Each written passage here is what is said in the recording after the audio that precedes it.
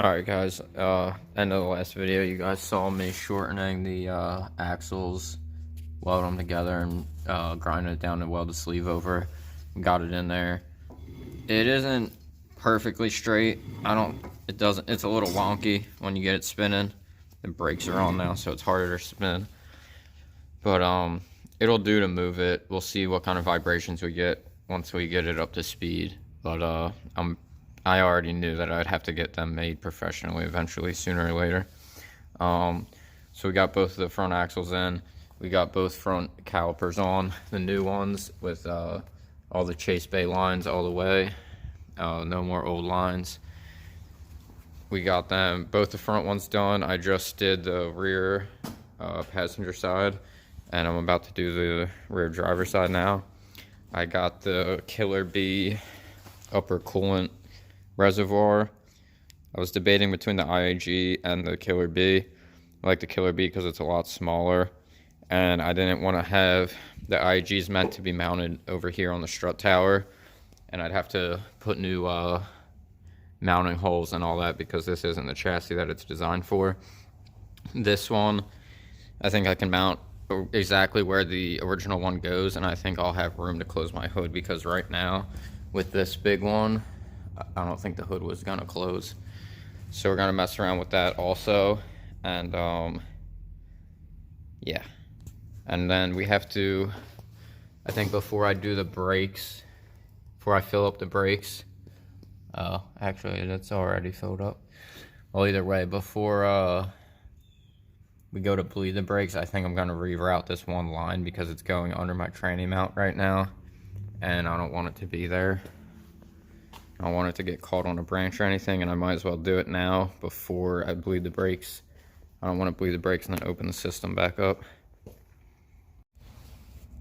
Alright guys, we got all the brake calipers on. We got them bled halfway decent, good enough to stop the car.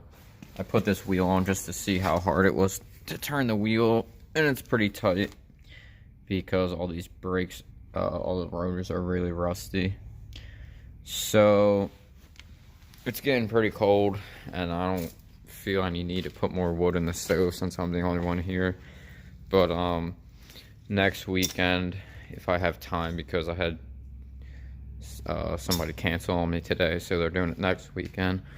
But if I have time, I'm gonna try and tidy up all these wires and lines and hoses so that they're not in harm's way, and then we'll probably start it up and just back it out and then pull it into the lift bay to get all the rust off of the rotors and get everything spinning freely, see how it feels. I put the Killer B reservoir on, as you guys can see. So the one hose has to get trimmed, but I didn't even bother because it's all gonna get changed out to AN hoses anyway. So the plan is this line that goes from the water pump to the over here to the reservoir, that'll get a 8 AN hose all the way over to here, and then this hose will have a bung with hose, and then I'm gonna get a banjo bolt to convert. I'm gonna get a fitting that converts banjo to AN, so then it'll just be hose from here to there. And then I already ordered excuse me. I already ordered the 2 fittings for this, but I think I need to order, well, I definitely need to order at least 1 or 2 more because I thought they deleted the overflow cap. I also ordered the fittings for the coolant side of the AOS. They actually got delivered, but they sent them to my neighbor's house. I wasn't able to get into the house to retrieve them this morning. So then how it's really going to work is this line is going to go straight to here, and then this bottom line is going to come over to the turbo. So it might actually work even better because it'll be one straight line to there, and then this line will come over top of the turbo and go straight down. So it should look pretty clean. The only thing is that one line is going to be going really close to the turbo, like above it, but we can figure something out. I can always try to mount this a little higher, even though I think it's basically maxed out right now. I can change something up, change this bolt to right there. But I really like the way that reservoir looks. It's way better looking than the big bulky stock one. Alright guys, probably what up guys, we got the bungs. This bung's fully welded to the rad, and then we tacked the fitting to the thermostat housing. Actually got a good angle on it and everything fits good. We already knew that was going to be super close to the timing cover, but I think it will be okay. Plan is to just grind down the hex portion smooth probably, and just deal with it. But I think I'm pretty happy with that. I'll probably have my buddy fully weld up the fitting to the thermostat housing, and then he's got to finish welding this bung here. And then I'm going to pick up a hard turbo inlet tomorrow. Maybe I will start pulling this manifold off, getting into the coolant lines that run under here, put the inlet on, and maybe deal with the bung onto the crossover pipe.